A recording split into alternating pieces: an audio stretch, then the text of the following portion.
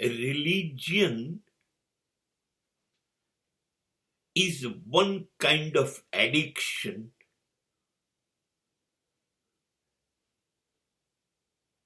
to the mankind.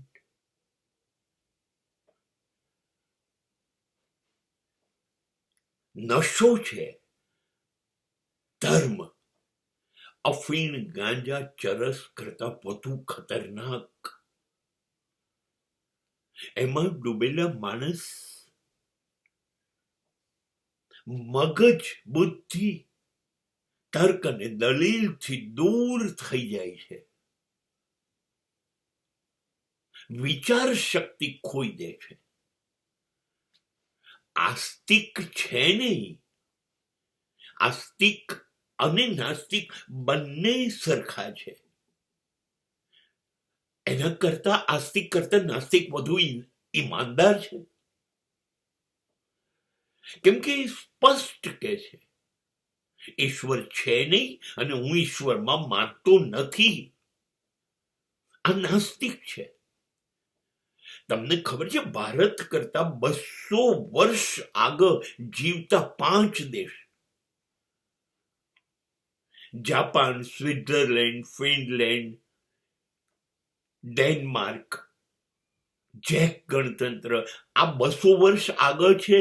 અને આ દેશમાં 75% પ્રજા નાસ્તિક છે, ઈશ્વરને માનતી જ નથી.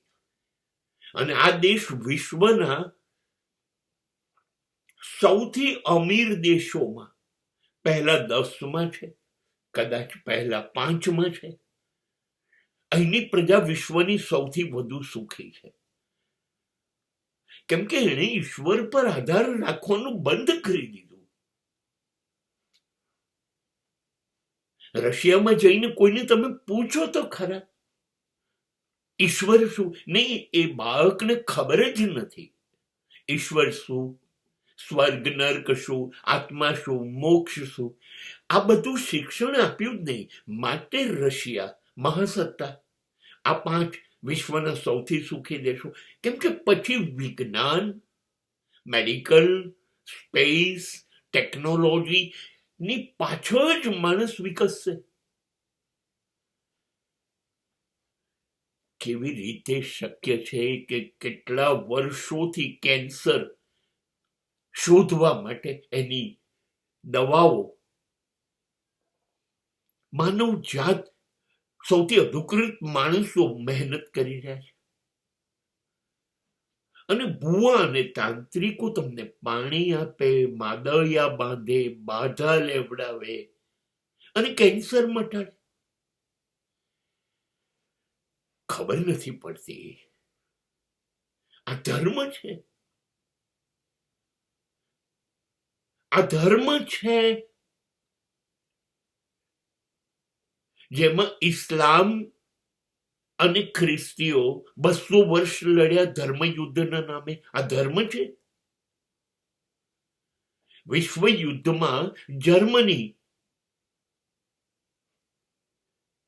ક્રિશ્ચિયન્સ અને યુરોપ પણ ક્રિશ્ચિયન સામે ક્રિશ્ચિયન લડ્યા.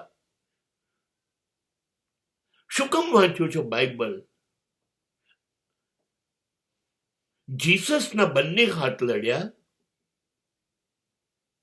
એક હાથે બીજા હાથની કતલ કરી. આ ધર્મ છે. ભારતમાં લગભગ હજારો મંદિર તૂટી ગયા. આ ધર્મ છે. મંદિરો લૂંટાઈ ગયા. આ ધર્મ છે. સ્ત્રીઓ પર ધર્મના નામે બળાત્કાર થયા. આ યુદ્ધમાં હજારો સૈનિકો મર્યા. હજારો સ્ત્રીઓ વિધવા થઈને વેશ્યા બની. દરેક કુટુંબના મા બાપ અને સંતાનો અનાથ બન્યા. આ બધા જ કુકર્મ ધર્મના નામે છે. અને આપણને એમાં જ શ્રદ્ધા છે. આપણે મંદિરમાં જઈને ચીસો પાડીએ તો ઈશ્વર આવ્યો? મસ્જિદમાં ચીસો પાડી ઈશ્વર આવ્યો? નહીં આવે, છે નહીં.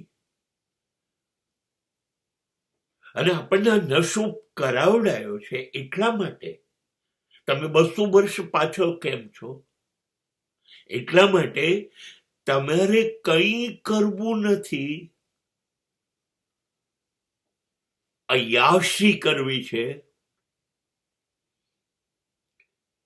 તમારા બધા કામ તો ભગવાન કરશે.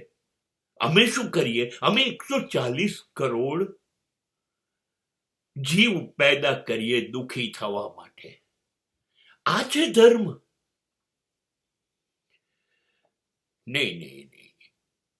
આ શું છે કે આ એક અફીણ પી લીધું આપણે. હું ધાર્મિક છું. હવે આપણને બધા અધર્મ કરવાની છૂટ છે.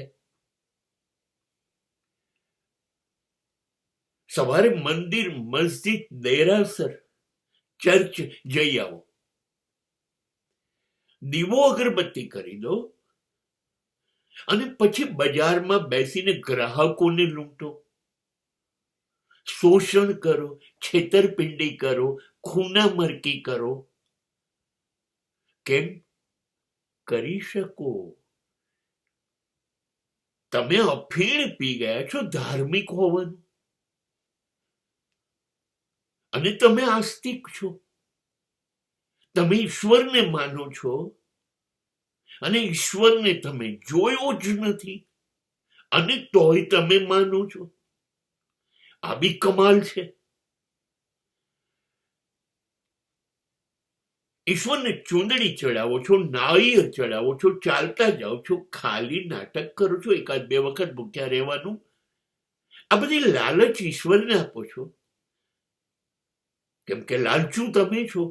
હું આ બધું છોડું તો તું મને આ આપ. કાં તો તમે ડરો છો. તમે જાણો છો તમારા કુકર્મ, એક કુકર્મને તમે બરાબર ઓળખો છો. તમે કેટલા નીચ છો, કેટલા હલકટ છો, તમને પાક્કી ખબર છે. એટલે બીક લાગે છે તમને. અને જ્યારે માણસ થી વાસ્તવિકતા સહન ન થાય ને ડર થાય ને, ત્યારે જે નશો કરીને બેહોશ થઈ જાય. આપણે ડરી ગયા છે. આપણે આપણી જાતની સામે ઊભા નથી રહી શકતા, તો ઈશ્વર સામે કેવી રીતે ઊભા રહીશું? એટલે આપણે ધર્મનો નશો કરીએ છીએ.